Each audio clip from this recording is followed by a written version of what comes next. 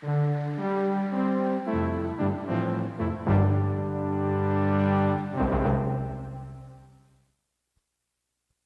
better understand our world, ourselves, and our future, this program is made possible by the people of Chevron. Chevron, giving thought to television.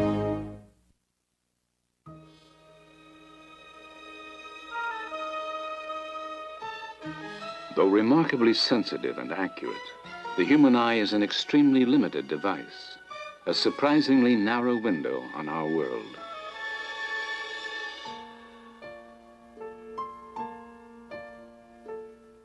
In the fragile film of a soap bubble lies a normally unseen realm, a miniature liquid kaleidoscope too small for our eyes to see.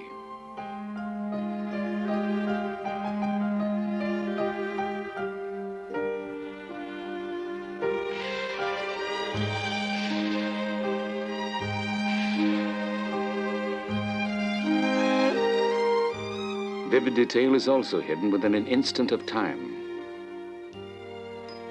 Many events are simply too fast to be seen with the unaided eye.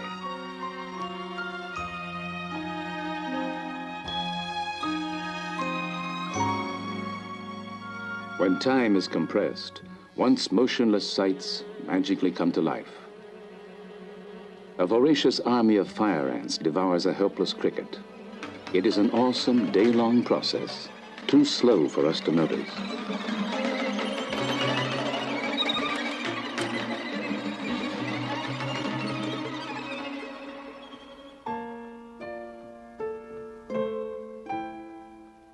Beyond the spectrum of visible light lie strange and extraordinary sights, images created with forms of energy which elude the naked eye.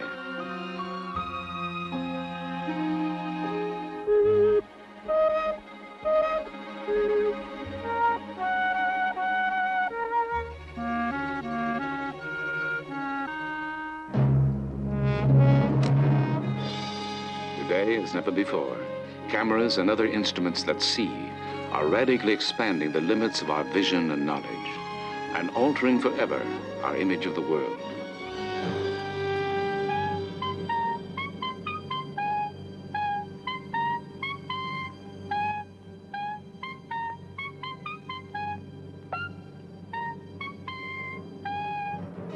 Join us now on a visual journey beyond the limits of the naked eye, on a voyage into the invisible world.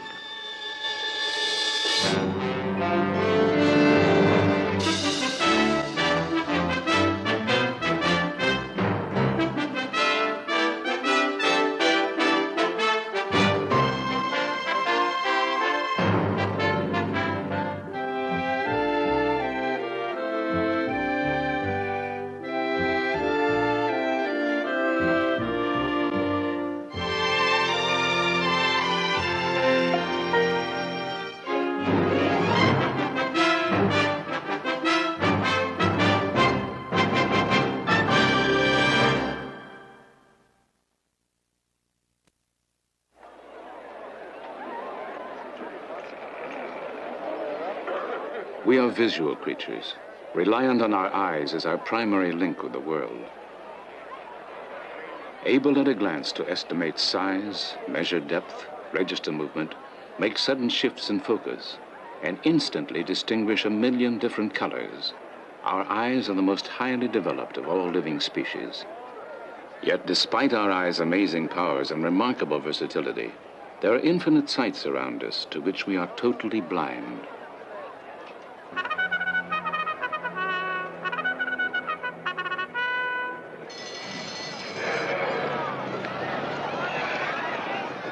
If our vision is expanded beyond its normal bounds, a whole new world of experience suddenly unfolds.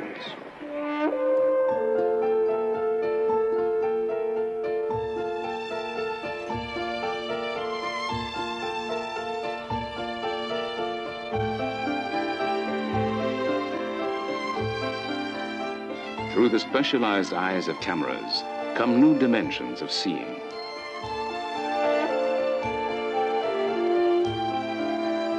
Fleeting movement hidden by time, Details shrouded by distance and size are revealed as vivid images which our eyes alone could never discern.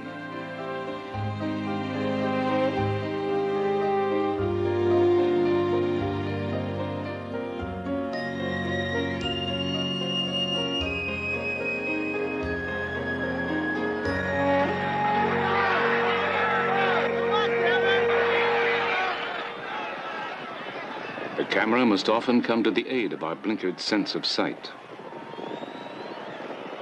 What thousands of eyes have witnessed firsthand, we must rely on a camera to actually see.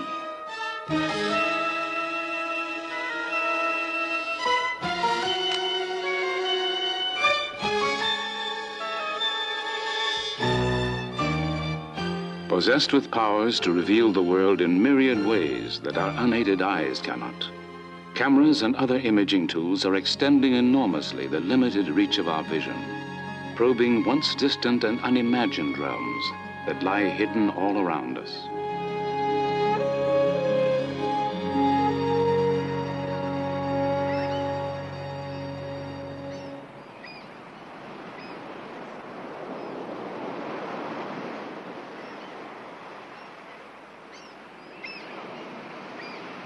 We delight in exploring the world we can see, but even up close, our eyes can barely resolve objects that are 1/300th of an inch in diameter, a fraction the size of a tiny grain of sand.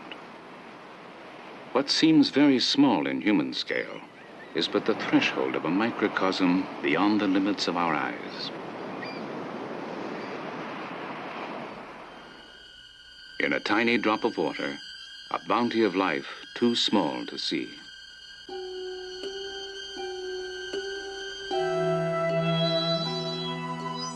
Like spaceships from an alien world, delicate creatures called plankton silently maneuver through their seemingly boundless universe.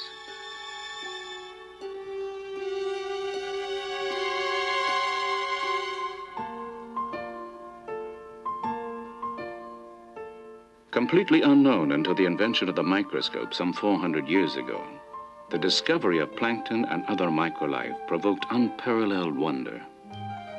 When seen for the first time, it was difficult to believe that living things could be so small, that a single drop of water could contain a miniature world.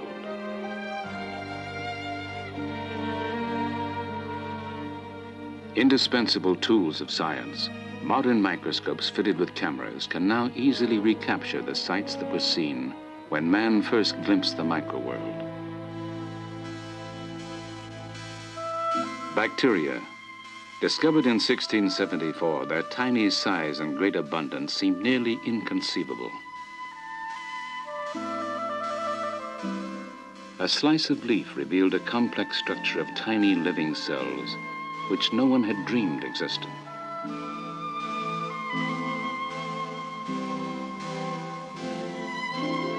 Blood was seen to be composed of millions of free-floating corpuscles. The sight of a cell dividing seemed a miracle of nature, another astounding discovery which would help to lay the foundations of modern biology and medicine.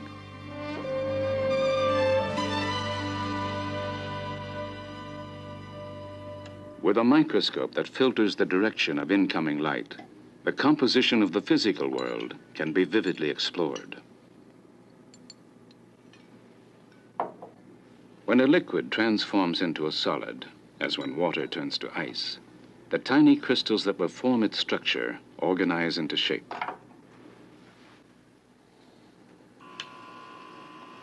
Recorded on film at actual speed, we can witness the otherwise invisible process known as crystallization.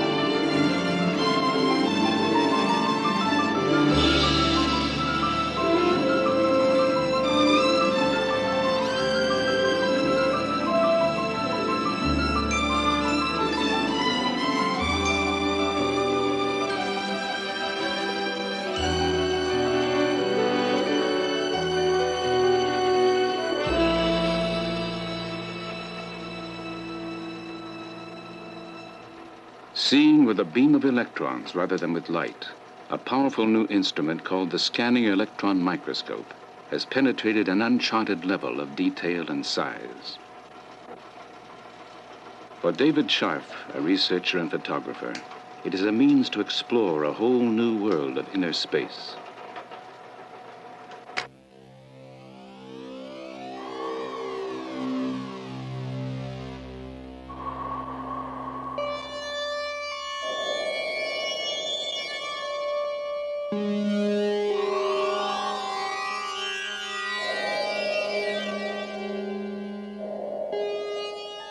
Though we seem to be leaving some distant planet's surface, our voyage, in fact, is much more contained. The cratered terrain we have left behind is the surface of a moon rock, the size of a grain of sand.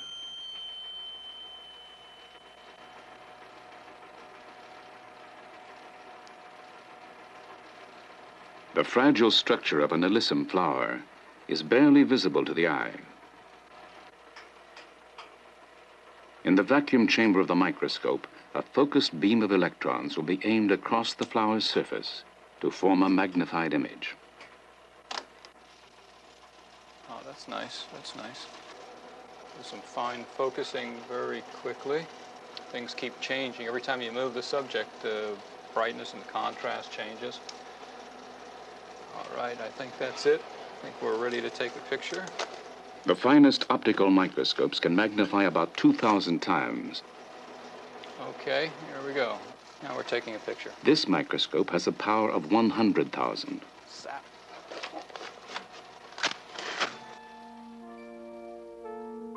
Through the microscope's probing eye, the tiny flower reveals a delicate structure of unexpected complexity. When magnified more than 20,000 times, we can see single grains of pollen.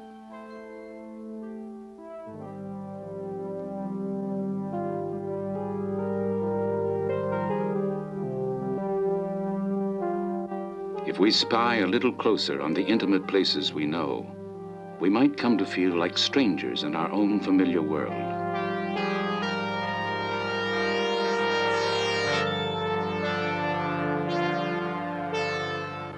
Zigzags of rough-hewn channels gouged into a surface are a magnified view of the narrow grooves in an ordinary phonograph record.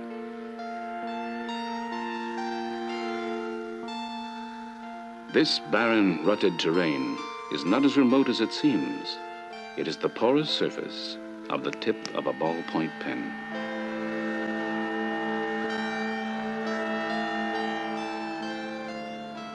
A tangled network of sinuous fibers, when enlarged 4,000 times, hardly resembles what we usually see as a smooth sheet of writing paper.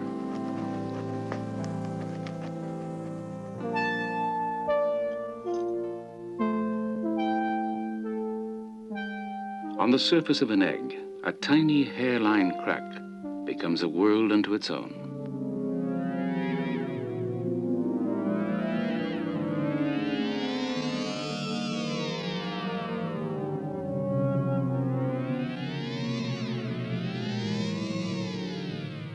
When magnified more than 50,000 times, we see the egg as if it were 2 miles tall. In the sofas and beds of even our best-kept homes, microscopic dust mites quietly live their lives. Like miniature dinosaurs from a long-lost world, their bodies rarely grow large enough for the naked eye to see. Dependent on us for survival, dust mites feed primarily on the flakes of dead skin, which our bodies constantly shed.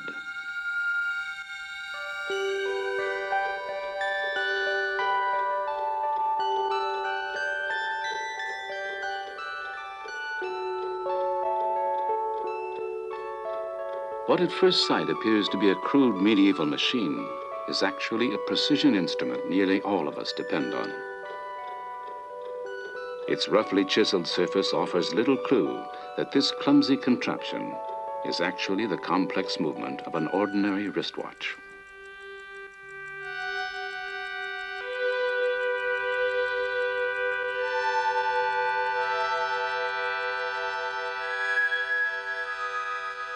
Our skin itself hides a miniature world from the normal view of our eyes. When seen at high magnification, an alien landscape appears. Stubbles of hair grow like tree stumps in a terrain whose complex ecology supports a wide variety of life. On almost any strand of hair, tiny fungi can be found.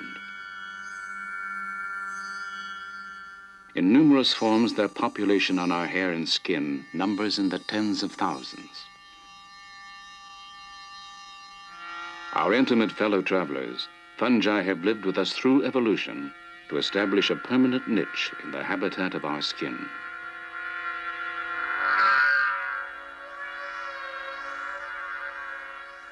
In the roots of everyone's eyelashes live tiny mites called Demodex funicularum. Apparently, they cause us no harm, but why they are there and exactly what they do have yet to be discovered.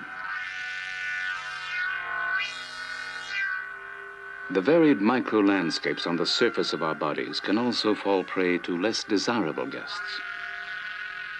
Meet Pediculus humanus capitis, the head louse, a tiny and bothersome pest which lives its life firmly attached to a single strand of hair. Sarcoptes scabii, the scabies mite, is a microscopic creature that makes a comfortable home by burrowing directly into the skin.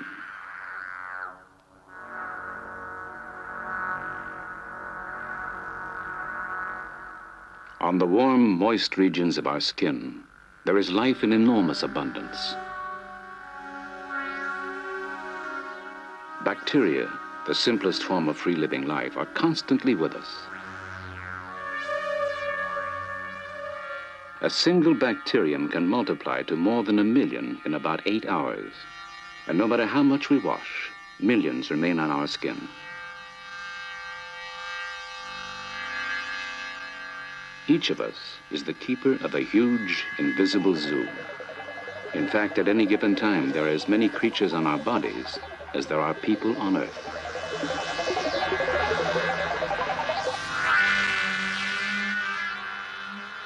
If our numerous companions do not inspire our love, at least we have the consolation of knowing that we are never completely alone.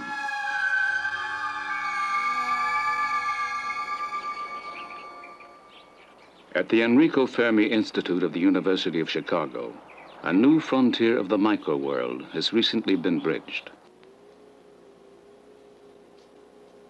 Using a powerful electron microscope which took 14 years to develop, Dr. Albert Crew has captured on film what no one had ever seen.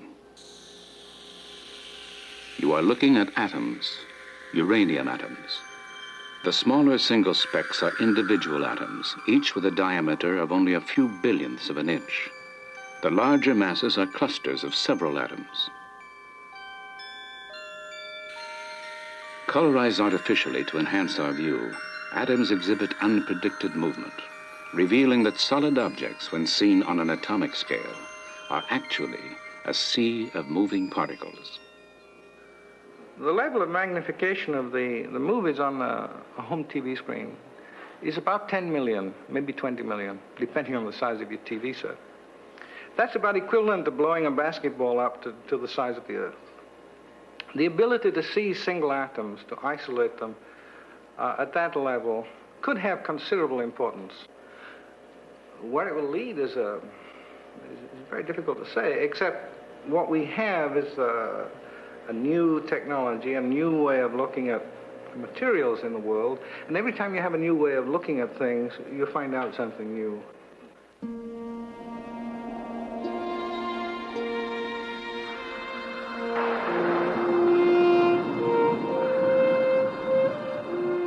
We are exiled from other worlds by time as well as by size.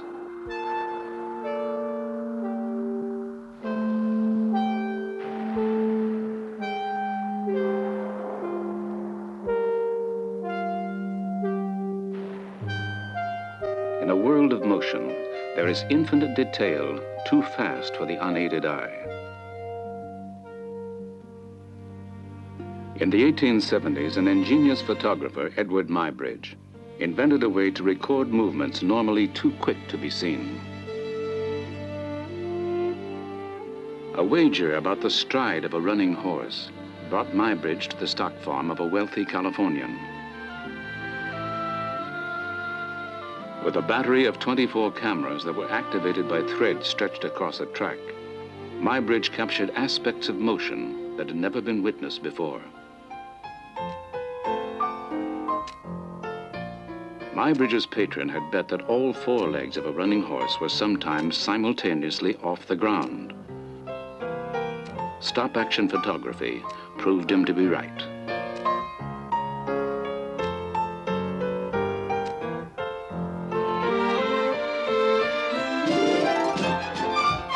By projecting his photographs in rapid succession, the first motion pictures were born. The movement of people as well as animals became for Muybridge a passionate subject of study.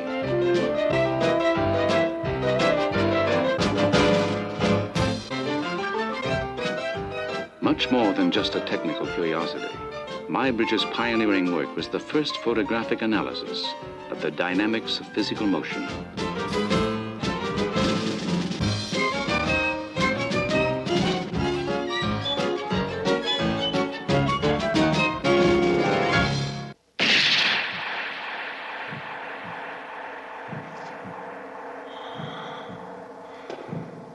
Today, modern high-speed cameras can record rapid motion with a clarity that Edward Muybridge could only have dreamed of. Slow-motion film is now a commonplace tool in analyzing athletic performance. For Dr. Gideon Ariel, a physical education expert and a former discus thrower on the Israeli Olympic team, slow-motion film is just the first step in the scientific coaching of athletes. Coaches used to think that by looking on an athlete, they could tell what the athlete does right and what he does wrong. Later on, they found out that it's very complicated. They start taking slow motion pictures. But we're finding out, and coaches finding out, that even looking on a slow motion film, you cannot tell what is right and what is wrong. The reason is that in any movement, it's not what we see with our eyes that make the difference, but there are derivatives of what the eye see, which is displacement, velocities, accelerations, forces. We cannot see acceleration. We cannot see velocity. It might appear fast or might appear slow, but the relationship of one segment to the other in the body, we cannot see with our eyes. Dr. Ariel has turned to the computer for aid in the analysis of movement. Slow-motion film of an athlete is projected frame by frame onto a recording screen.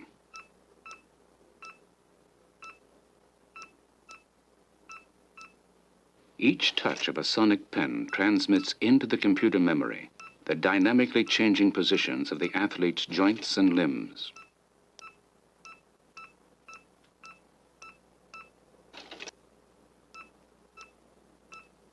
Human movement is governed by the same laws of motion that apply to the entire physical world.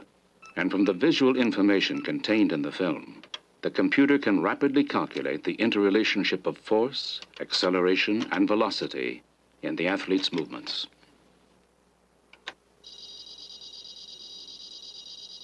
Computer-created images combined with a mass of numerical data can pinpoint where athletic technique is hindering performance. So what coaches in the past thought they can see with the eyes, we're finding out you cannot do. You have to quantify it. With the advent of computers, we can provide the coaches with much more objective, reliable information on how the body moves. Dr. Ariel's computer analysis of Olympic discus thrower Mac Wilkins revealed that useful energy which would affect his throw was being wasted on ground friction. Additional force was being spent by not rigidly planting his forward leg at the moment of the throw.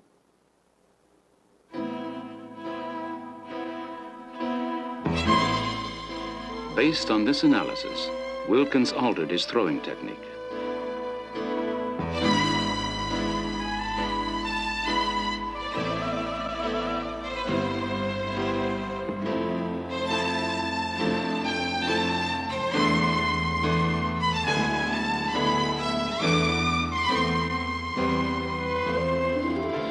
Several months later, in international competition, he threw the discus over 13 feet farther than he ever had before and set a new world record.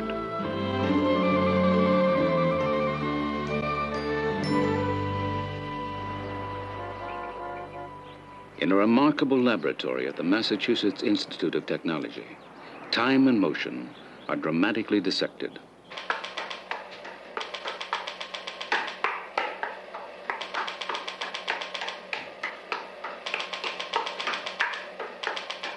With the aid of a pulsating strobe light, Dr. Harold Edgerton can freeze a flurry of movement onto a single plate of film.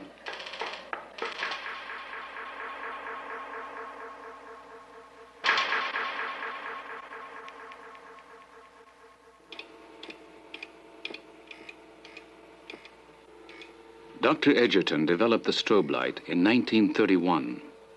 Unable to see how electric motors behaved when they rotated at various speeds, he designed a light which could flash so quickly and brightly that motion seemed to stop.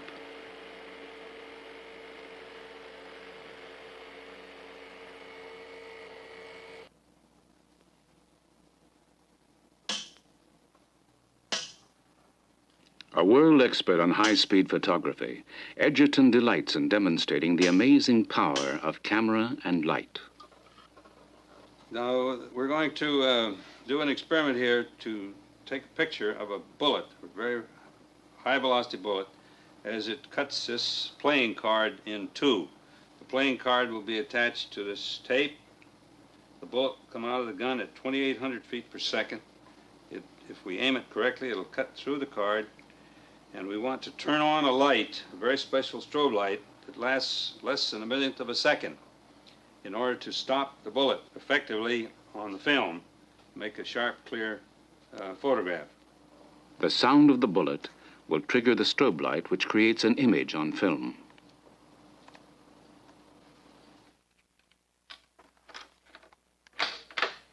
A first shot will test Dr. Edgerton's aim. Here we go.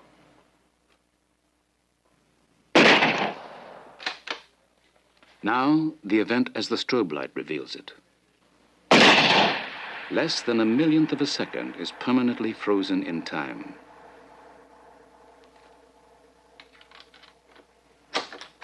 Another striking example of the strobe's revealing power is what Edgerton calls making applesauce.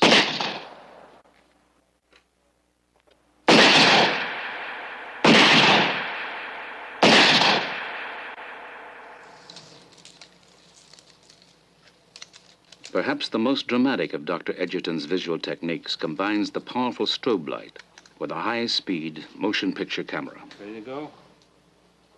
All set? 3, 2, 1, shoot!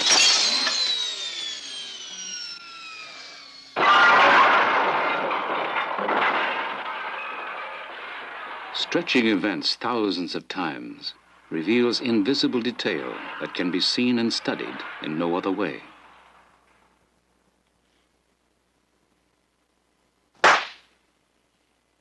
The explosion of a firecracker, now slowed down 1,200 times.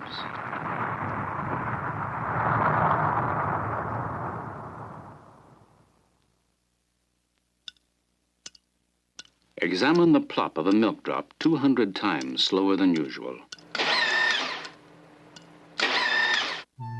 And it becomes a magical vision of hydrodynamic behavior.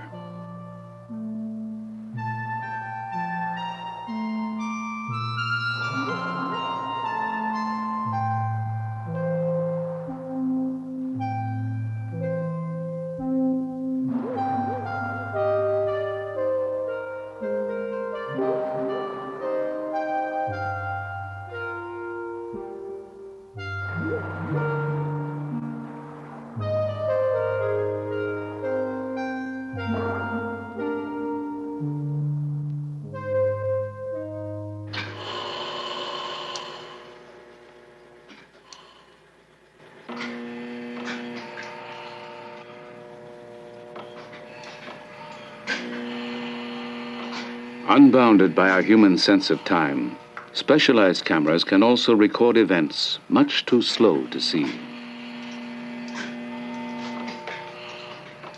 For nature cinematographer Ken Middleham, the technique of time-lapse photography provides a fascinating window on an otherwise hidden realm.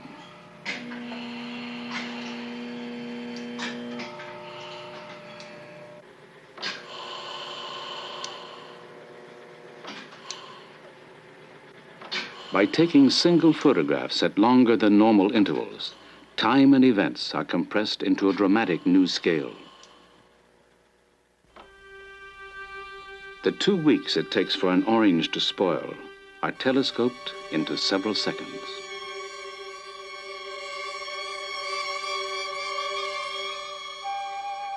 A bunch of unripened bananas mature before our eyes.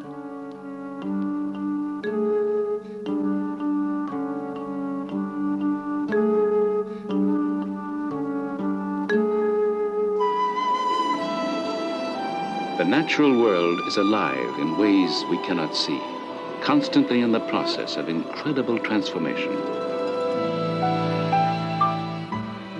Over a period of days, tiny worms devour the leaf of the tree.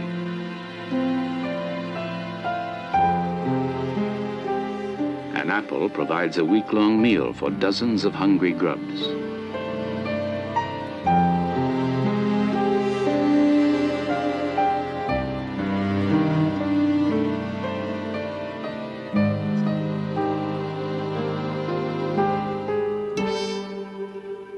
In only 4 days, a dead field mouse is consumed by a mass of maggots.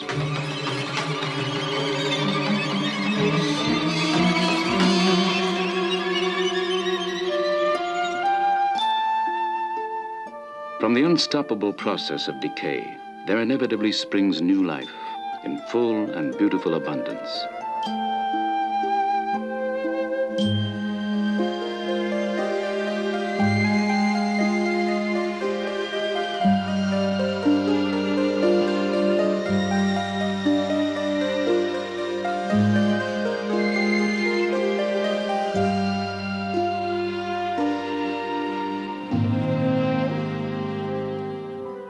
Even the passage of years is not a barrier for the time-lapse camera.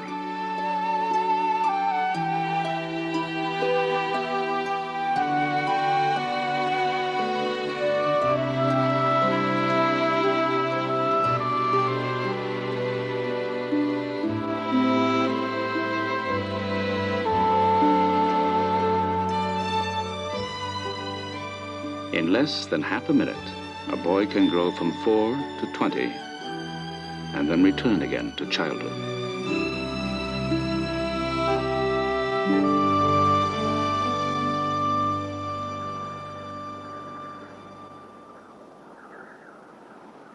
Our eyes perceive the world only in the language of light.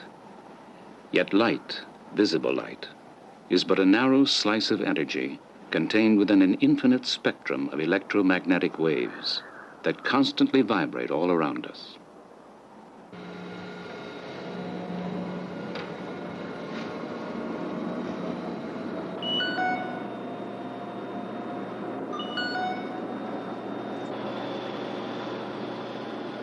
When scientists analyze light, breaking it apart into its component wavelengths, the familiar rainbow of colors from red to violet appears. Colors are the brain's code for the wavelengths of light we can see. Beyond this band of energy, our naked eyes go blind. The world around us hides numerous sights from our limited light-sensitive eyes.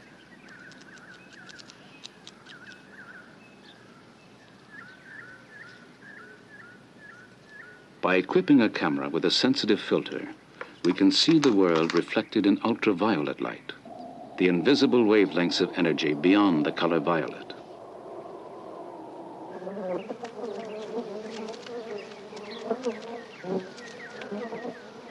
In the 1930s, scientists discovered that honeybees have a visual sensitivity that extends beyond our own. On its daily search for nectar, the bee can sense its surroundings in ultraviolet light.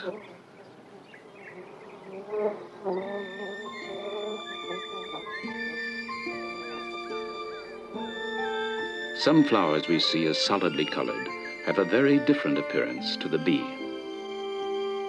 When viewed in ultraviolet light, new shadings and patterns appear.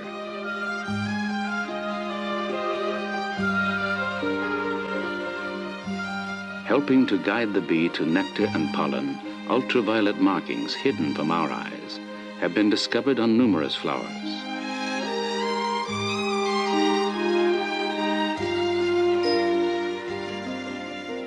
Unseen ultraviolet rays stream abundantly from the sun, but they are only one kind of invisible light that we must rely on cameras to reveal.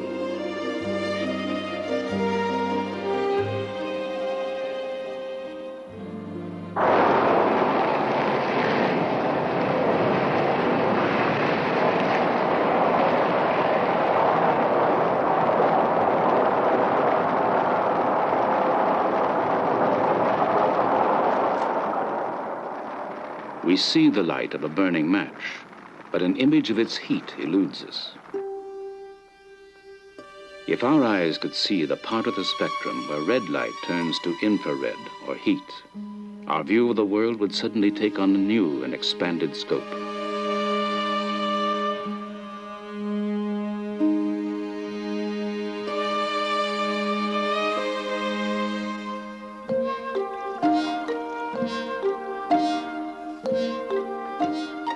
A technique called Schlieren photography allows us to see heat energy that constantly flows all around us.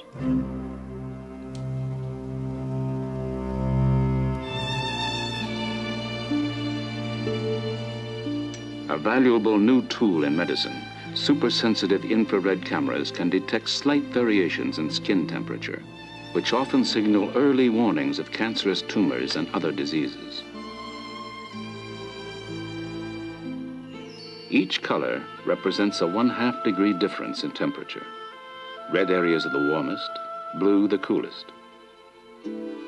To a doctor's trained eye, the body's varied heat patterns show a wealth of vital diagnostic information once hidden from his view.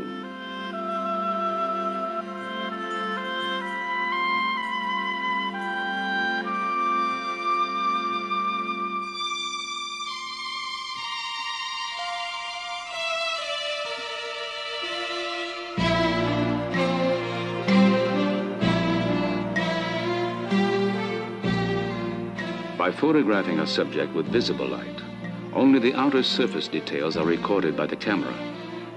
Using another form of energy, invisible to the eye, we can penetrate solid matter and create an image on film.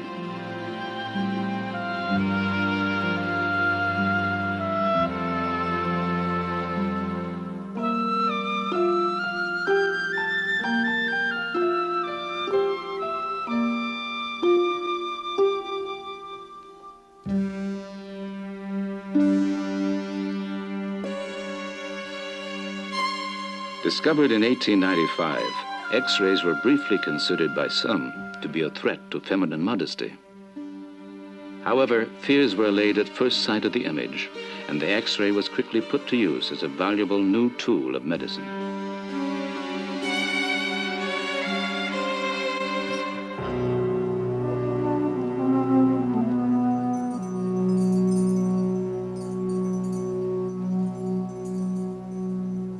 Today, the power of the X-ray is expanding our knowledge of the past. When fragile Egyptian mummies are subjected to modern X-ray analysis, scientists gain new insight into their little-known culture and lives.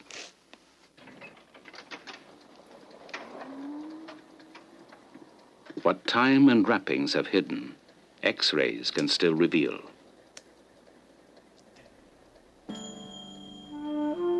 X-rays of Yuya, a royal advisor, show obvious dental disease. Fuya, his wife, suffered painfully from arthritis and a badly curved spine.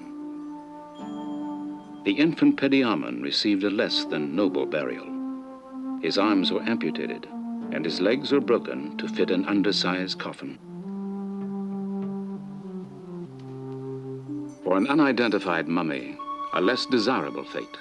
Legs are intact, but the torso is mysteriously missing. Pharaoh Amenhotep I, X-raying directly through his beautifully preserved coffin, reveals that his body had been damaged by ancient grave robbers and repaired by priests 5 centuries later.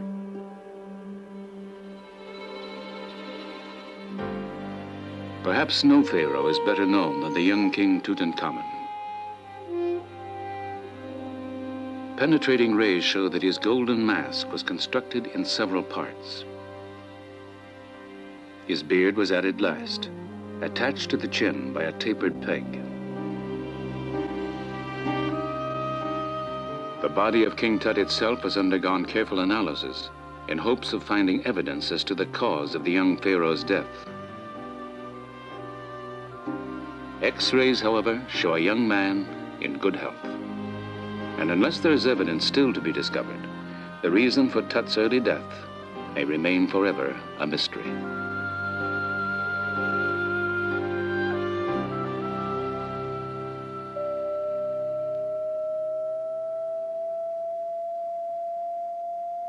Sound, like light or heat or X-rays, radiates all around us in the form of vibrating waves. This image of a human hand was made with high-frequency sound. Using this technique, doctors can now see soft internal tissue that was not safely accessible before.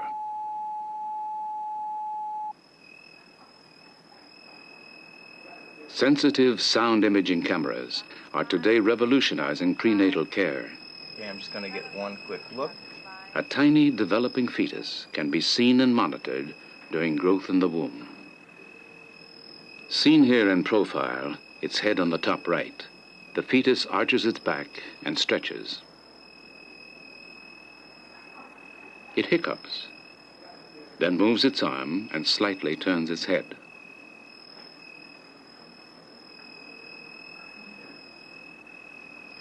The baby's now sort of turned around and it's looking at us to see what we're doing. I can take a picture of the baby for you. I'll put the freeze frame, which freezes the image for us.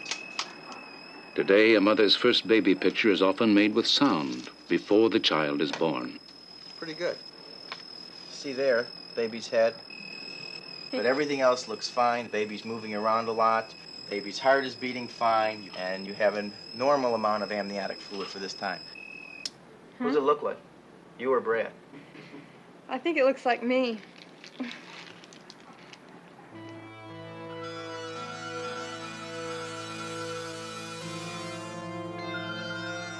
A striking means of photography discovered at the turn of the century shows apparent fields of energy emanating from our bodies. It is known as Kirlian or electrophotography, and almost everything filmed with this technique shows an active surrounding aura.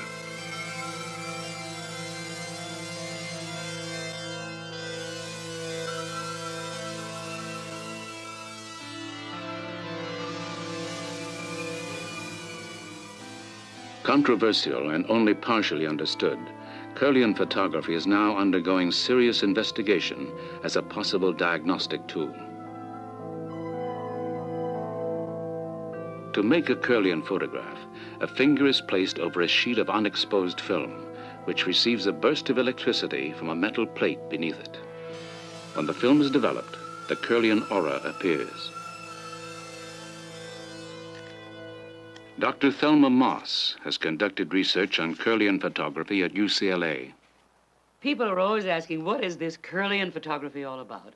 And the answer is, nobody really knows, but we've got some ideas that are intriguing to us because they are not the conventional ideas about what exists around the human body. We believe that not only is there air surrounding us, but that we are emanating something from ourselves that is energetic, bioenergetic, if you like, and that tells us a great deal about what's going on inside the body. Kirlian fingertip images taken over several hours vary their intensity as a depressant drug takes effect. A mild stimulating drug seems to cause an activating pattern.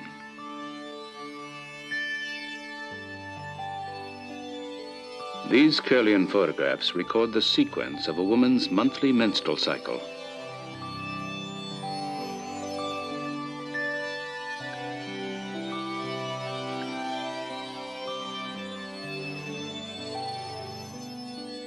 A yogi's hands before and then during a state of deep concentration. Though powerfully evocative, the meaning and value of the Kirlian image still remains largely unknown. With further research, it may prove to be a new frontier of our knowledge.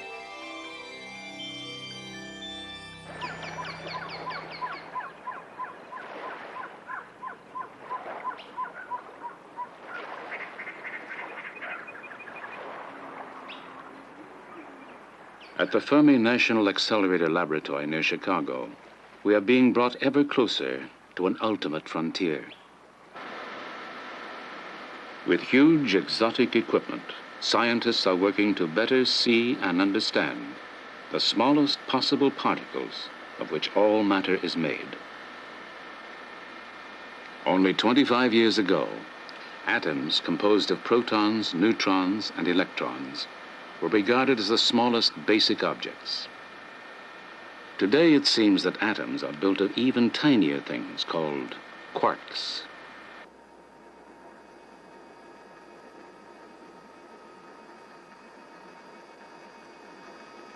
Fermilab is in a sense the world's largest and most powerful microscope, an awesome collection of machinery designed to shatter atoms to pieces and see the objects within.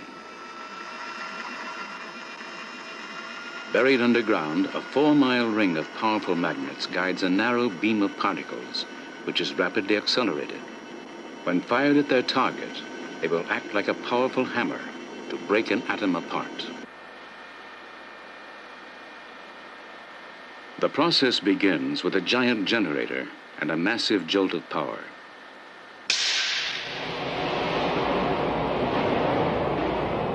Hurled within seconds to nearly the speed of light, the beam of particles is aimed to strike the tiny nuclei of atoms. The collision will be photographed by several sensitive cameras.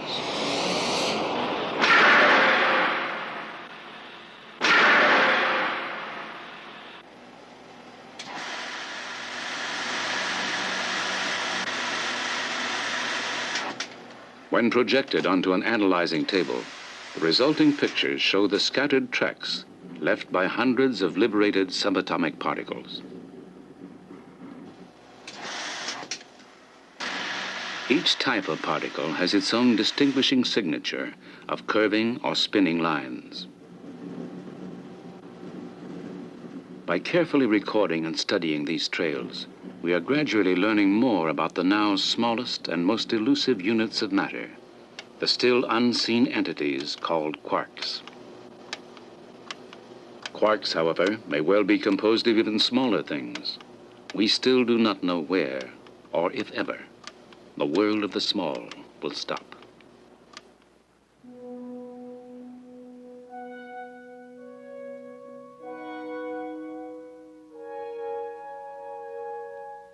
High above the Sonoran Desert near Tucson, Arizona, the Kitt Peak National Observatory is focusing our vision onto the realm of the very large. The world's biggest collection of astronomical instruments, Kitt Peak is dominated by the 19-story dome of the powerful Mayall telescope.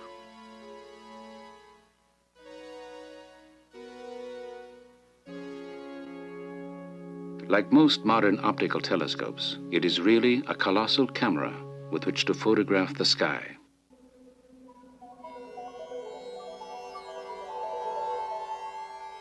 Galaxies.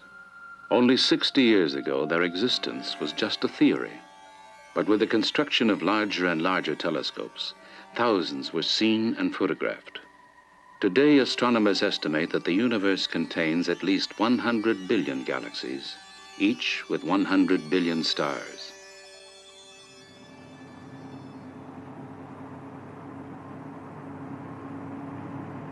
Powerful instruments like the Mayall telescope are now seeing the heavens more clearly than has ever been possible. Its light-collecting mirror can photographically detect objects more than 6 million times fainter than the unaided eye can see.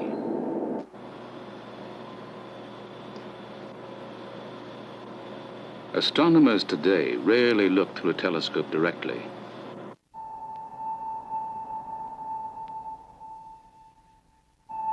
an array of computers and image intensifiers record and make visible objects that the eye alone is not sensitive enough to see. Artificial colorizing shows subtle details that would otherwise be missed. Revealed on the telescope's computer enhancement screen, the world's first image of the surface of a star other than our sun. Known as Betelgeuse, it lies 600 light years from Earth. The computer-colored contrasts on its surface are believed to be huge regions of varying hot and cold. Resolving this image to the telescope was like photographing a grain of sand from several miles away.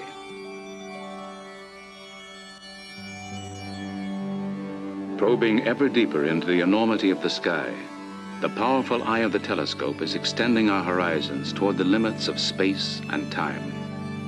From this exploration, new and astonishing sights are offering clues to such baffling questions as, what are stars? How do galaxies form?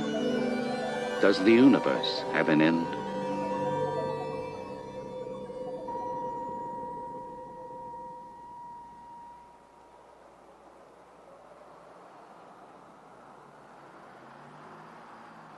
At the Salt Lake City campus of the University of Utah, a frontier of vision that was once as remote as the darkness of outer space has now been dramatically entered.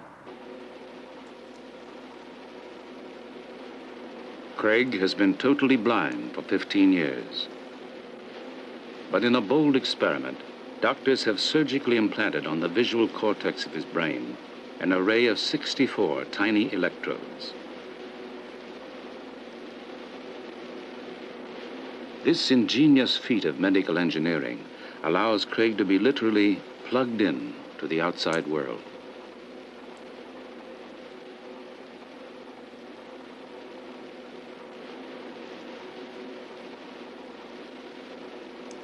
Bypassing his useless eyes and optic nerves, doctors can send images in the form of electrical signals directly to the visual center of his brain. Okay, Craig, that's fine. You can put your head up now. For Craig, it is a strange new contact with his long-lost sense of sight. When Craig was linked to a television camera, he reported seeing both vertical and horizontal lines. In this experiment, a computer system will generate patterns of dots representing the Braille alphabet. It is the same 6-dot code used in touch Braille. The images that Craig sees will appear something like this. Are you ready, Craig? Yes, I am. Alrighty, fine. Jerry, give Craig a cue when you start. Go. First word. I. Okay. H. A. D. And. A. C. A. T. Cat. A. N. D. And. Craig has little trouble seeing the letters that will form a sentence, but scientists are working toward even more dramatic goals. I had a cat and ball. Researchers now foresee a day when a miniaturized system, including cameras for the eyes, electronics in the glasses, and electrodes on the brain, will provide artificial vision for the blind.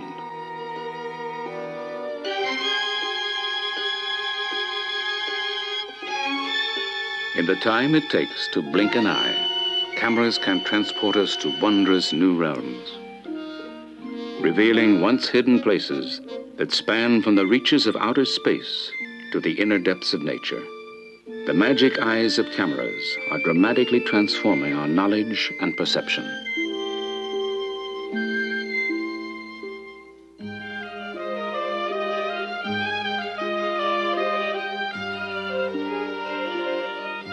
In coming years, our vision of the world will be stretched to newer boundaries. For today, we have only begun to explore the invisible worlds all around us.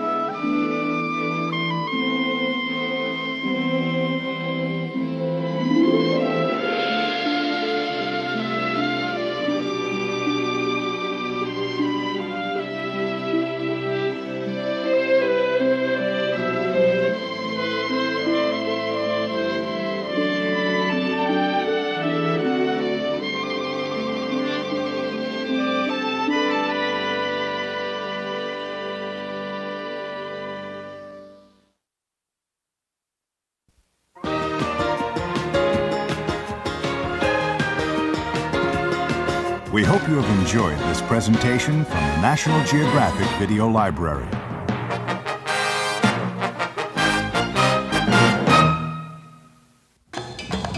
Driven by thirst and hunger, Africa's striped horses run a treacherous gauntlet.